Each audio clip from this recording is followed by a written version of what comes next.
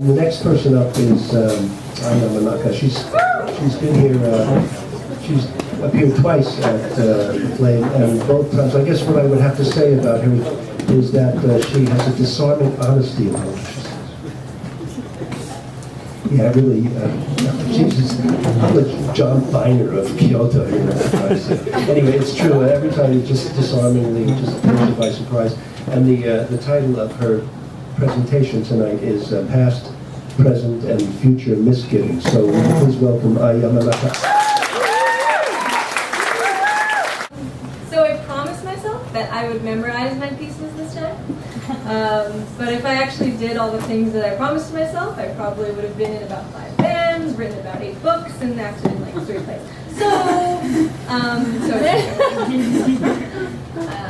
So my first piece is going to take place in my hometown.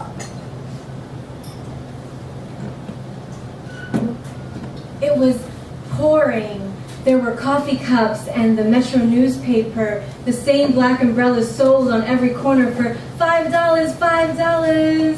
Joggers in their rain jackets and dealers in their hood. There were no kebabs on the street today and no breaks for the smokers. You see, when New York rains, people tend to get a little pissy. I don't know why. Maybe it's the moisture. It makes everything closer and stickier in your face. The subway, it reeks of beer and urine and sweat, and it permeates the whole city. So I'm waiting. Here comes the R train uptown to 14. A local 15-minute ride, a nice opportune time for a little morning nap. I sit in my corner L seat that I always take, prop myself up, put my feet up, and here comes a stout-looking kind of man with a really raggedy violin with scratches on the side in wood, and kind of hobbles to the center of the train cart, picks up his instrument, typical New York, starts to play.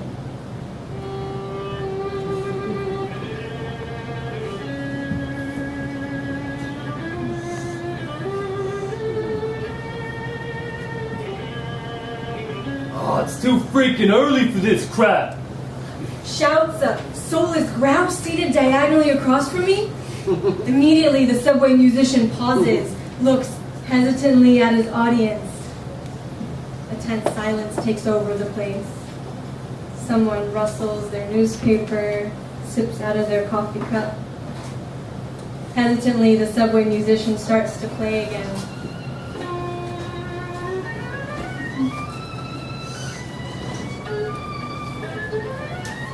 And as his last crescendo is coming to an end,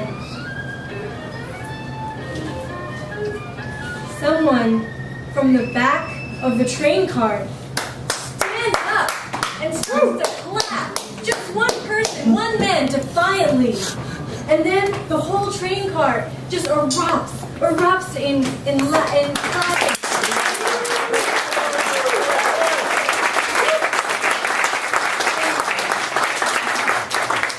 Silences the cynic who dares to protest music at any hour of any day.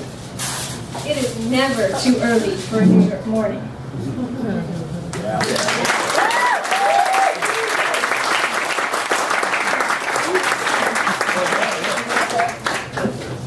Fast forward to Kyoto. Every day, there is this man in a suit who stands on the corner of Shijo Kawabata, offering faith. I pass him on my bicycle. He has downcast eyes, bright, full of sad depth, as he stands there silent, not saying a word, only bowing his head slightly at every earphoned, iPhoned, tuned-out pedestrian. Tucking himself in a neat corner under the branches of a willow tree, out of the way, not wanting to be an inconvenience, he stands. Nearby, the Jankata karaoke man with bright red flyers is shouting the Wednesday early special at the top of his lungs.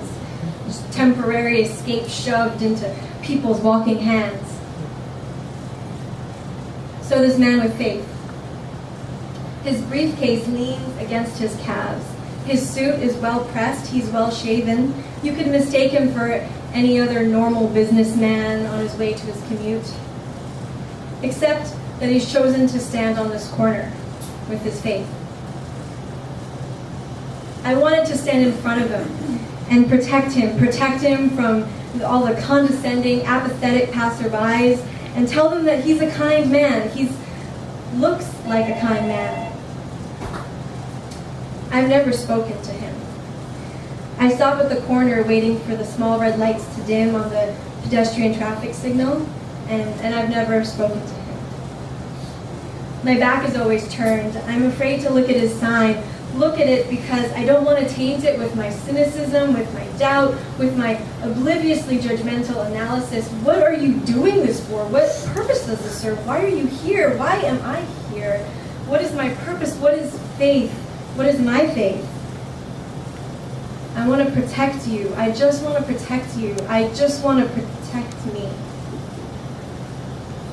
Every day, there's this girl who rides past me in her blue bicycle on the corner of Shijo Kawabata, and she has the saddest looking eyes.